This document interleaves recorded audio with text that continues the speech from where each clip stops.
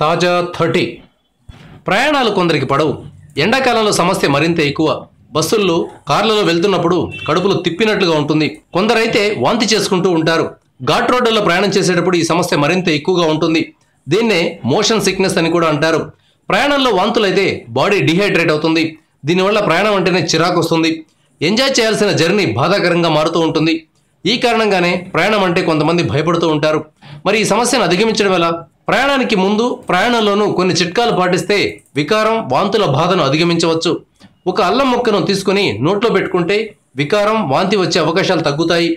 అల్లంలో calcium, phosphorus, iron, magnesium, copper, zinc ఉంటాయి.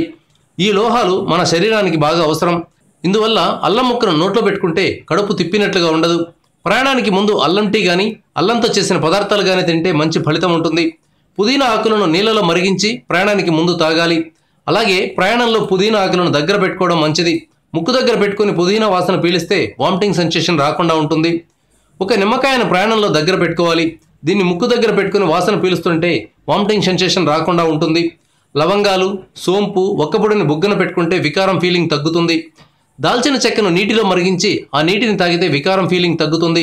గంజిలో కాస్త ఉప్పు వేసి తాగితే కూడా వాంతులు, వికారం రాకుండా ఉంటాయి. గ్లాసుడు నీళ్లలో జీలకర్ర పొడిని కలిపి ప్రయాణానికి ముందు తాగితే మంచి ఫలితం ఉంటుంది. కారులో ప్రయాణిస్తున్నప్పుడు ముందు సీట్లో కూర్చుని నేరుగా చూస్తుంటే వామిటింగ్ సెన్సేషన్ రాకుండా ఉంటుంది. Thank you viewers. ఈ వీడియో మీకు నచ్చితే లైక్ బటన్ టచ్ చేయండి. తాజా 30 ఛానల్కు సబ్స్క్రైబ్ చేయండి. మీ మిత్రులకు షేర్ చేయండి.